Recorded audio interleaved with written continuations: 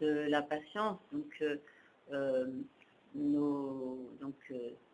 nous jouirons donc d'un entourage tout à fait harmonieux et dans nos vies suivantes, comme nous aurons comme un certain prestige, nous serons dotés de charisme ce qui fera que nous pourrons avoir une influence positive sur notre entourage et donc nous aurons un physique plaisant qui fera que les autres se plairont en notre compagnie. Donc littéralement, les textes disent que nous aurons comme le teint clair de la passion, le teint de la patience, c'est-à-dire en fait donc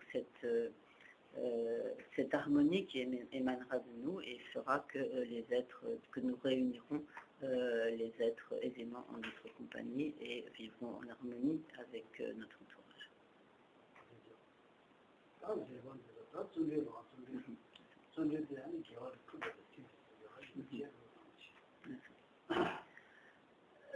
Vient ensuite la quatrième perfection, qui est la perfection de l'enthousiasme. Ce qui est appelé ici l'enthousiasme, c'est le fait de se réjouir dans la pratique de ce qui est vertueux.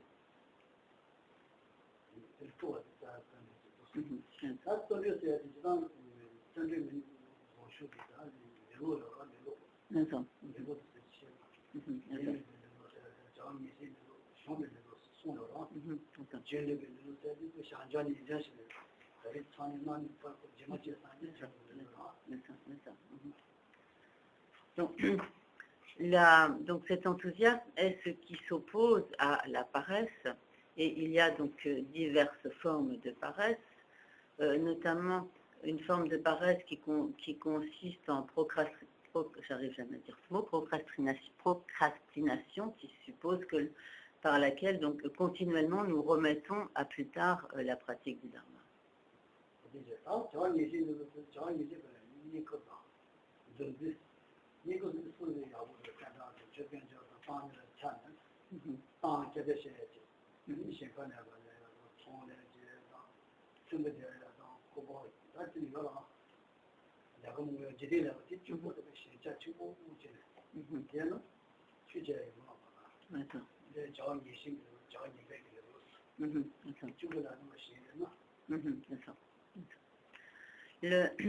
Un autre aspect de la paresse est la paresse de l'attachement aux activités comme mauvaises.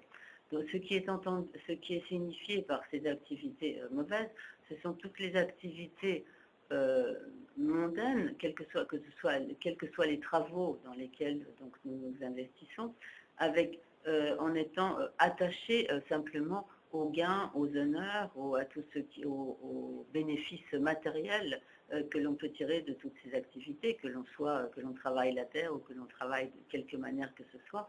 Mais si on est complètement attaché à toutes ces activités uniquement pour le profit que l'on peut en tirer pour cette vie, c'est de la peine, voilà.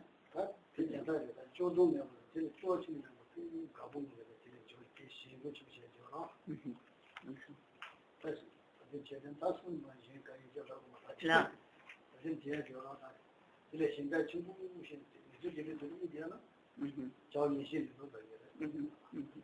Et donc, et si l'on est extrêmement attaché à ces activités profanes, cela est donc la paresse de l'attachement aux activités, à des activités mauvaises ou négatives.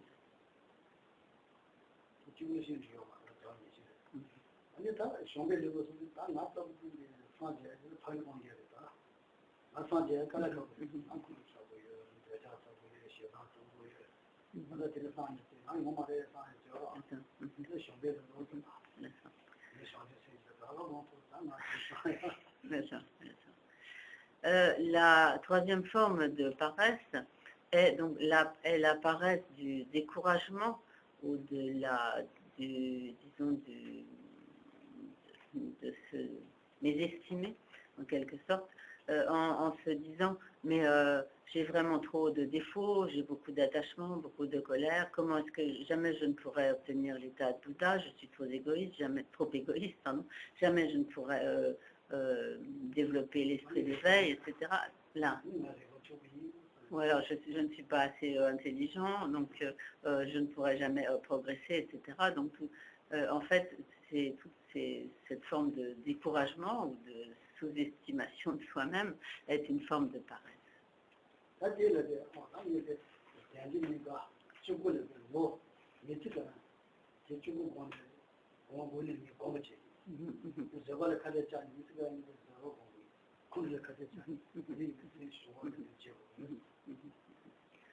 Et donc il est important pour lutter contre cette paresse du découragement, de renforcer donc sa détermination, par exemple en se disant, si l'on médite sur la précieuse existence humaine, de se dire je mettrai tout le temps qu'il faut, mais je parviendrai vraiment à la réalisation de ce qu'est vraiment une précieuse existence humaine. Ou si nous voulons progresser dans notre pratique de la patience, nous ferons apparaître en nous vraiment une très ferme détermination à nous dire je ne laisserai plus mon esprit aller, être sous la domination de la colère, mais j'instaurerai en moi la patience. Donc nous développerons en nous cette très ferme détermination pour ne pas nous laisser aller à cette paresse de découragement.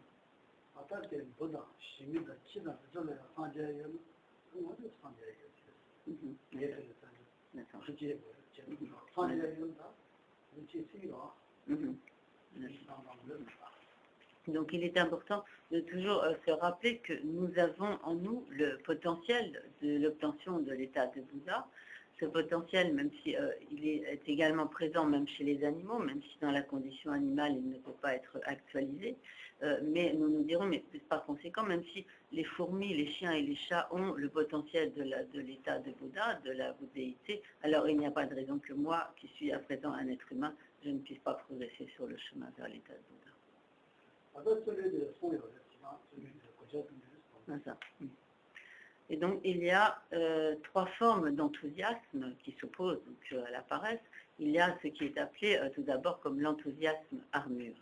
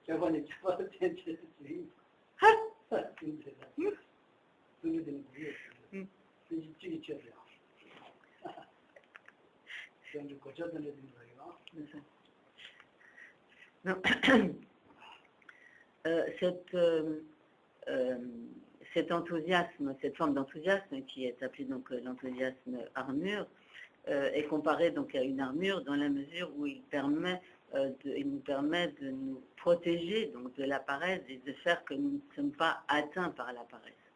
De la même manière donc une armure nous protège. Et cet enthousiasme armure consiste à avoir une telle détermination,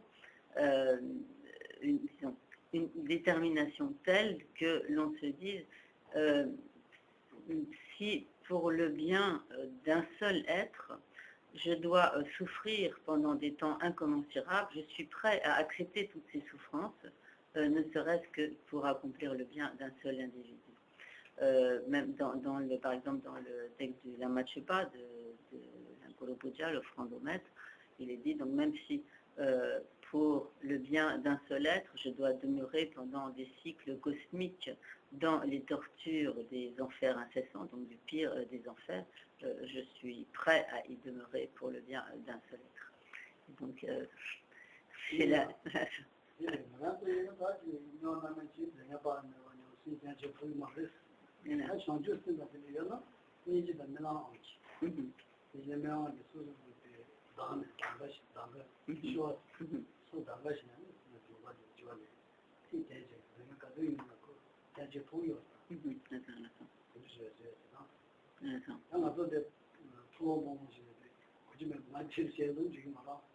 Là.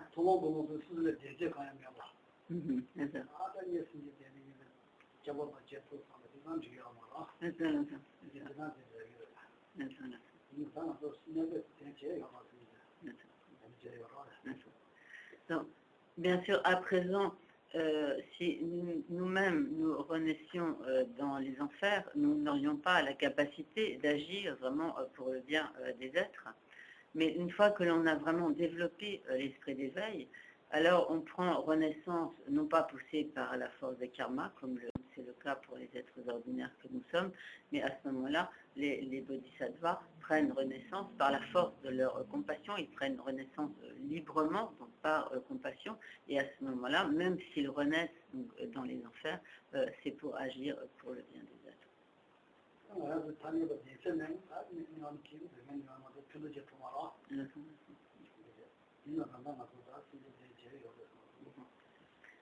Donc, si à présent nous devions renaître dans les enfers, nous ne pourrions pas accomplir donc, le bien des êtres. Néanmoins, dans la situation où nous nous trouvons aujourd'hui, nous avons de multiples possibilités, de multiples occasions d'agir pour le bien des êtres qui nous entourent.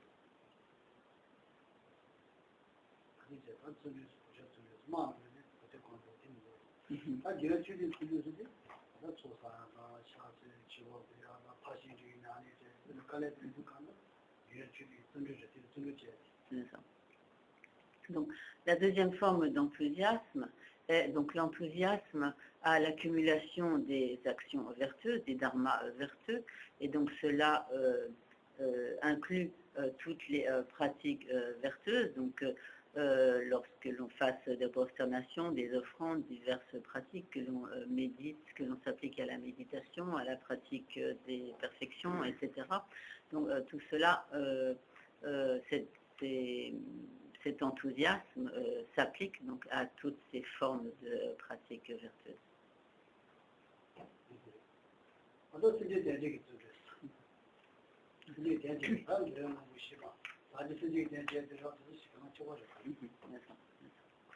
Donc, la troisième forme d'enthousiasme est donc l'enthousiasme à l'accomplissement du bien des êtres.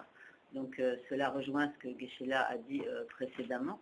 Donc, c'est cet enthousiasme qui fait que l'on se réjouit et que l'on a toute la diligence, l'énergie nécessaire pour agir pour le bien des êtres.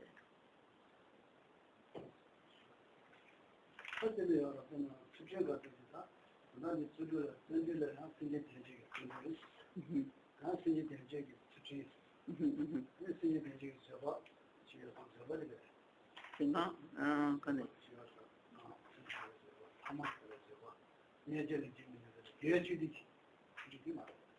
C'est pas que Chamangen Senki Suba, Dungan dans les bêtes Suba, Net Chilang Senki Suba. Non, Chilang Senki Suba.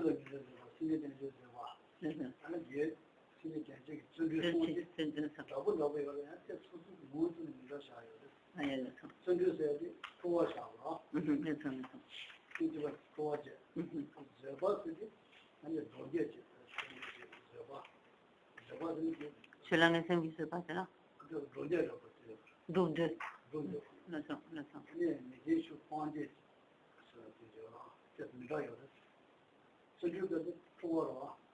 C'est pas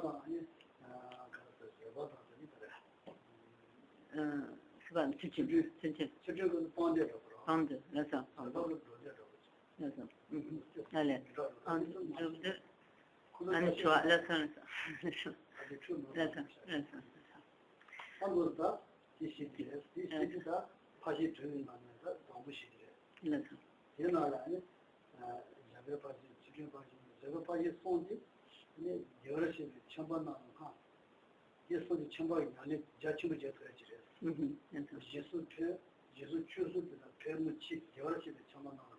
La tambo te kana mala. Que je fais. Maman, il n'est pas maman qui a enseigné à cette quand était tutingi quand que voit tu quand allez allez Jésus tue source Jésus tue source de la permuti de la chez les chambres dans pas j'ai de dans tombe très sûr de tombe sont de son de tombe sont de chambre qui est tout le D'accord. pas de chambre de D'accord. chambre de tombe sont de rien qui est tout le D'accord. attendez on est les gens qui ont dit à ma race D'accord. ouais de D'accord. C'était là, Sunju Yamarama, Sunju Jimba Sujitaba. Voilà.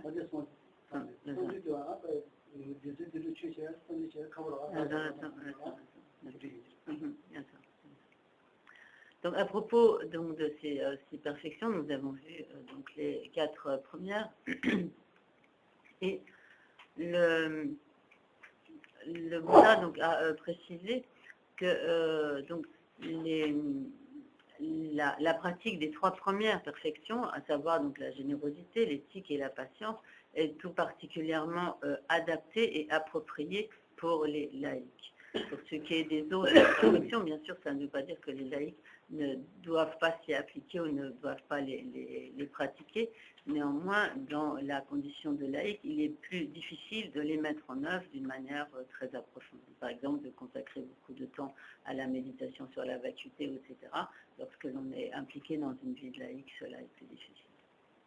Néanmoins, il n'y a aucune difficulté à s'appliquer. Enfin, il est tout à fait possible pour les laïcs de s'appliquer à la générosité, à l'éthique et à la patience. Il y a un moment où on a tout ce engagement. Quand tu tu l'as entendu quand tu sentiens un qui tu dans ce jing quand tu dans te shuna ya woman la sa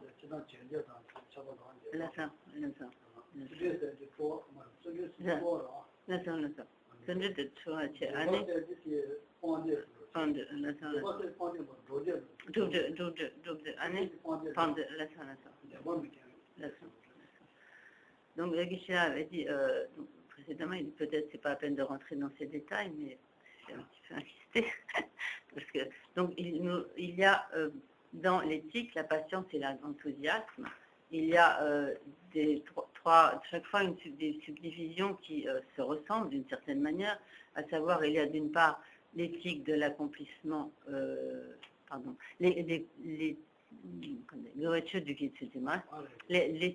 de la réunion des actions, des actions vertueuses, la patience de la détermination à la pratique du dharma et l'enthousiasme à l'accumulation des actions vertueuses. Donc ces 3 aspects sont assez voisins. Néanmoins, ils diffèrent dans leur nature. Lorsqu'il s'agit de l'éthique, donc de l'éthique de la réunion des dharmas vertueux, cette éthique suppose une volonté d'abandon de ce qui est négatif. Donc il y a là vraiment une volonté d'abandon. Dans le cas de la patience, de la détermination à la pratique du dharma, Chelang Mesengi se battait. Dans le cas de la patience, de la détermination à la pratique du dharma, cela consiste dans une volonté, un désir d'accomplissement de la pratique du dharma. Et dans le cas de l'enthousiasme à l'accumulation des dharmas vertueux, cet enthousiasme est donc dans sa nature le fait de se réjouir à l'accomplissement de ce qui est vertueux. Donc il y a ainsi, même si ces 3 sont voisins, il y a des distinctions subtiles dans leur nature.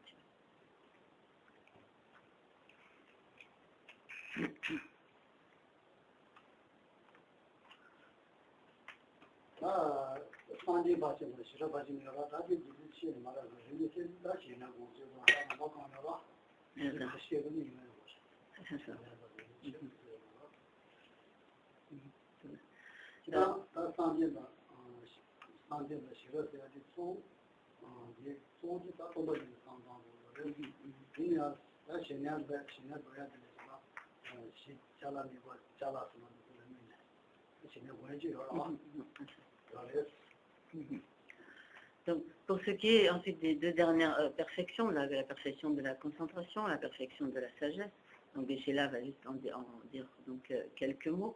De manière générale, donc, ici, la concentration et la sagesse dont il s'agit dans le cadre donc, des pratiques des bodhisattvas, c'est donc la concentration et la sagesse qui ont pour objet la vacuité, donc la nature ultime des phénomènes du soi ou des phénomènes. De manière générale, cette concentration, ou le samadhi, peut être développée sur n'importe quel objet, mais dans le cadre donc, de la pratique des bodhisattvas, il est particulièrement donc, développé en prenant la vacuité pour objet.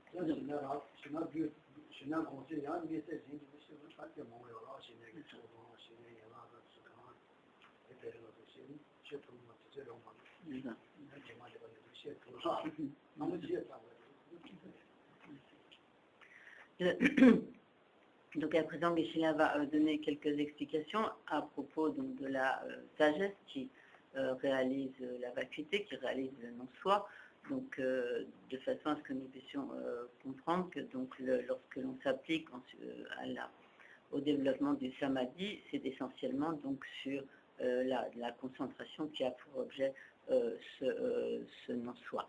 Donc je ne vais pas entrer à présent dans tous les détails du développement donc, de la concentration, du calme mental. Cela comporte de très nombreuses subdivisions, toutes les étapes du développement de la concentration, et donc un certain nombre de détails. Donc à présent, Geshe-la va principalement donner quelques explications sur la vacuité.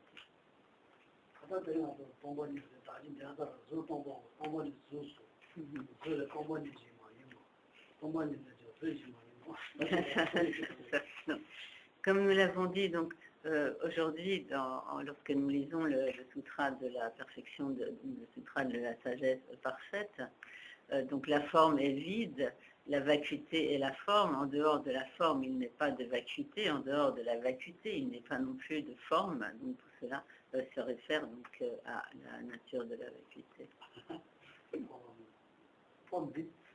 Oui, la forme est vide, tout tombe. Hein?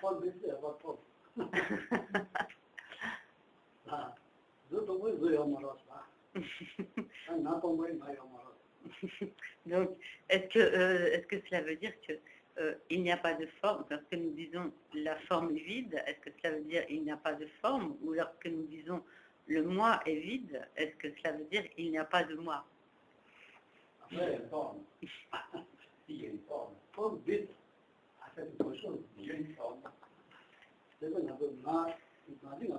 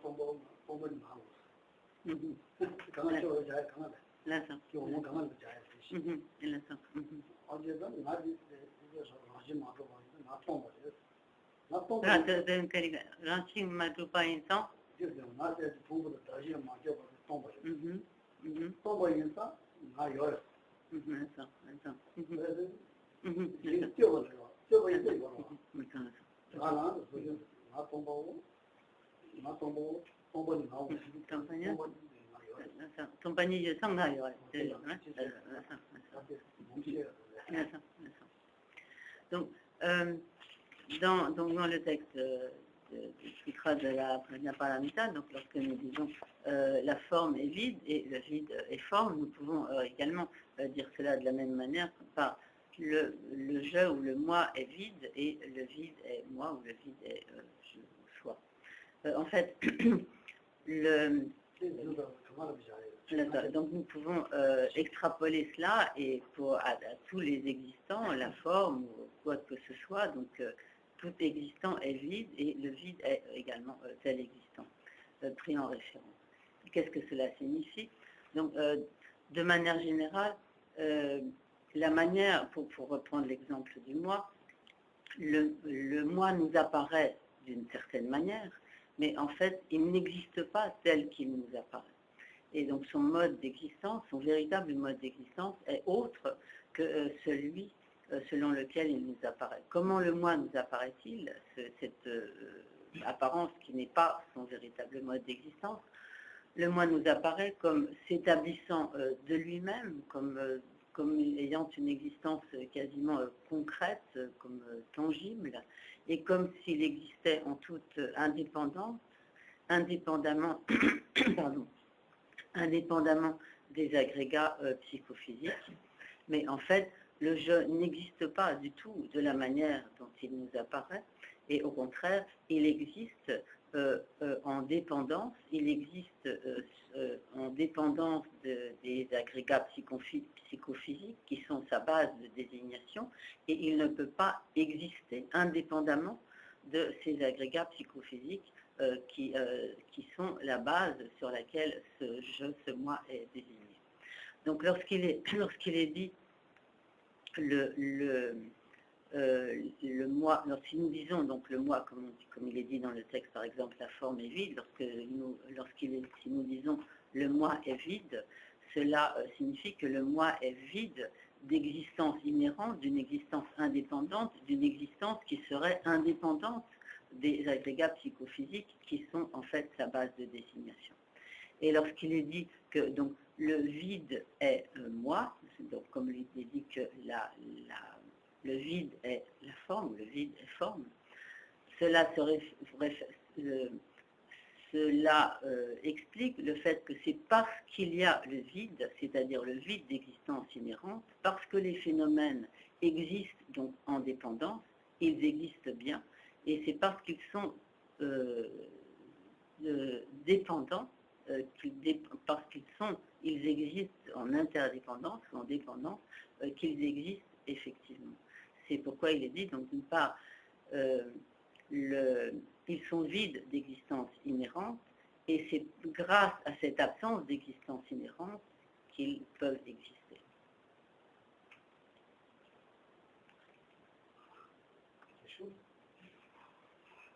Oui, non. J'ai pas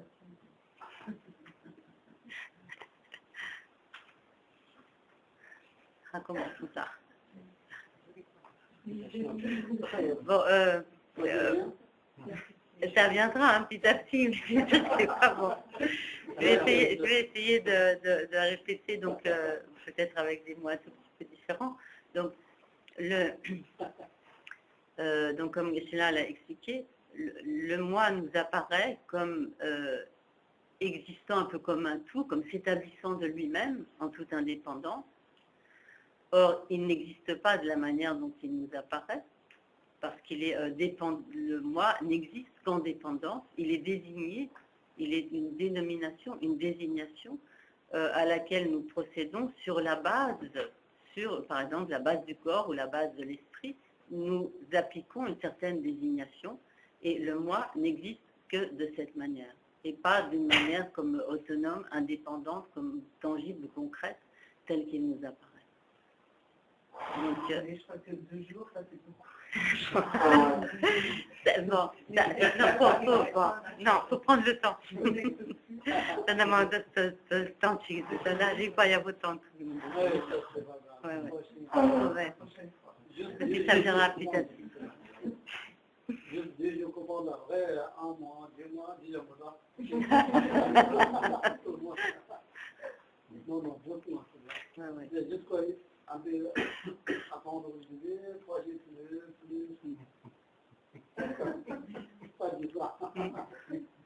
peut-être dire que là, justement, concentre que ça existe dans une explication. Donc, on parle de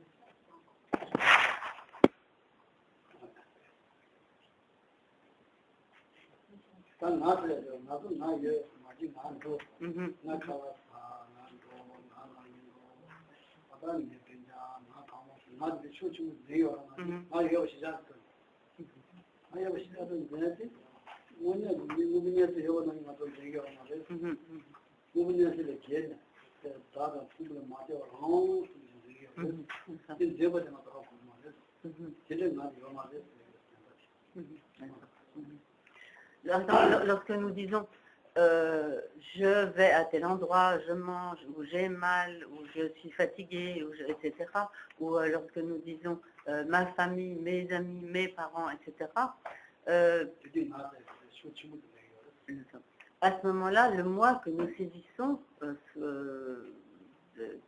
nous le saisissons comme quelque chose qui existe très fortement, comme tu peux l'appeler l'ego si tu veux, tout dépend de ce qu'on appelle l'ego. Alors c'est vrai que, voilà, c'est pour ça que, bon, on peut dire, c'est peut-être ce qu'on appelle l'ego si on considère que l'ego c'est justement une fausse appréhension, une fausse saisie de quelque chose que nous croyons existant, mais qui en réalité n'existe pas.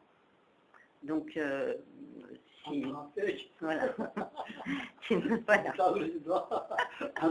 Voilà. Voilà.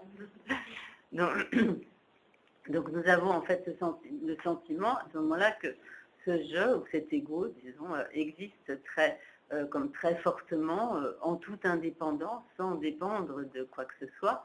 Et en fait, un tel je, un tel ego, disons, n'existe pas. Ce qui ne veut pas dire que le moi, le je n'existe pas du tout, mais cet ego que nous appréhendons comme étant, existant en toute indépendance de lui-même, très fortement, un tel ego n'existe pas.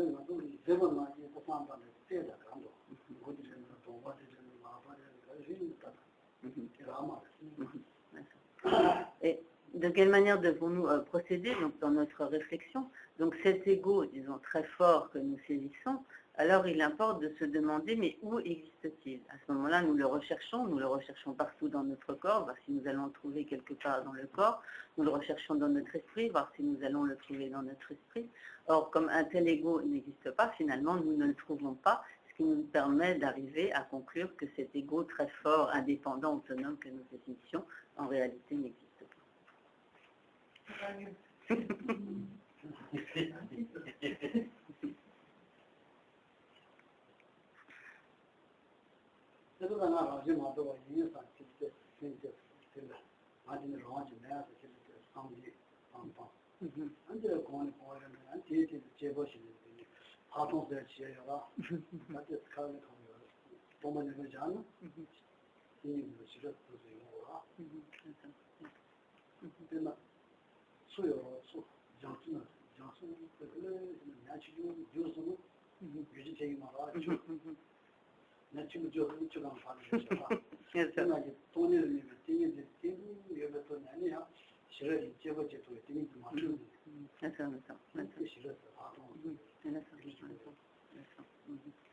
Donc, une fois que l'on a compris donc, le sens de la vacuité, il importe de développer, de prendre donc, la vacuité pour objet de la concentration, pour objet du samadhi, et pour finalement développer ce que l'on appelle la vue supérieure, donc Thakson en tibétain, Vipassana, ici donc qui a pour objet donc la vacuité. Et lorsqu'on arrive à ce niveau de la vue supérieure, l'esprit donc est totalement en absorption, en concentration sur la vacuité, et il y a à ce moment-là comme un facteur de sagesse qui va analyser la vacuité sans que le samadhi se trouve troublé, sans que la concentration soit troublée. L'image qui peut en être donnée, c'est comme un tout petit poisson qui frétillerait dans l'océan il ne va pas troubler l'ensemble de la surface de l'océan. Et c'est un peu la même chose à ce niveau-là. Donc lorsqu'on arrive au stade donc, de cette vue supérieure, la fonction, disons, analytique de l'esprit analyse donc l'objet, la vacuité, sans que le samadhi soit troublé. Et l'esprit demeure donc concentré en samadhi.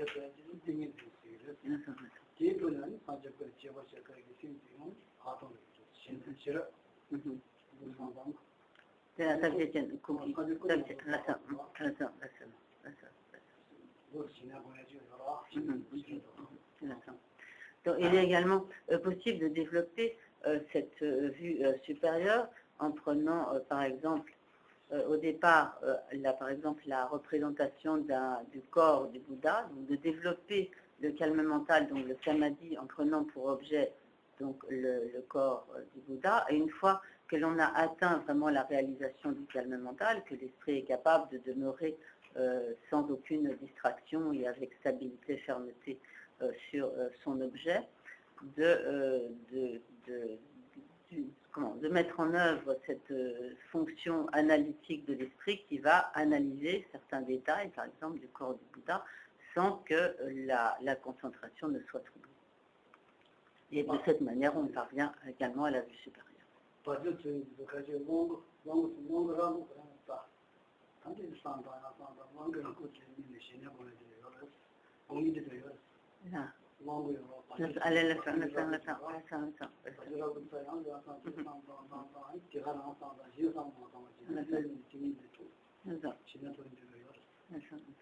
Donc, de manière générale, le samadhi, donc vraiment la réalisation du calme mental, de la concentration, cette réalisation elle-même peut être atteinte en prenant n'importe quel objet de concentration.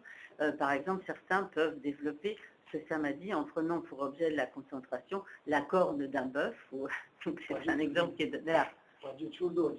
Là.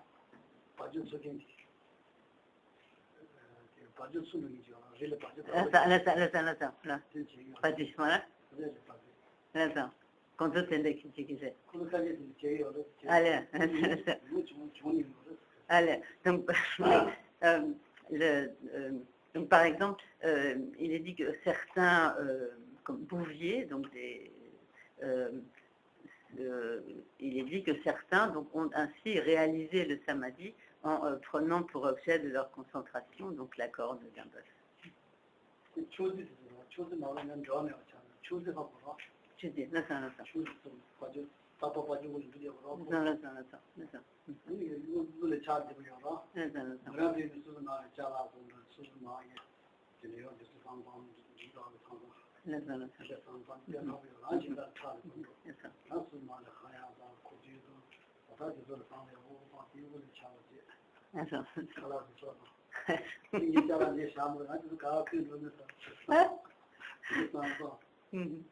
Donc cet exemple, par exemple, d'un bouvier est donné dans la mesure où pour un bouvier, l'image de la corne de bœuf est une image familière.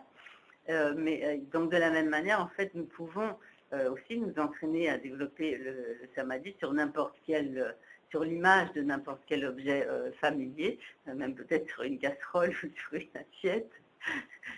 Donc dans le principe, cela est tout à fait possible.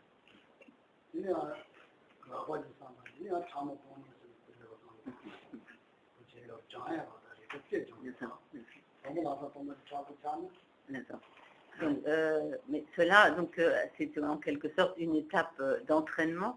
Le but final, c'est d'arriver donc à méditer, à se concentrer sur la vacuité. Mais bien sûr, au départ, se concentrer sur la vacuité est quelque chose de plus difficile.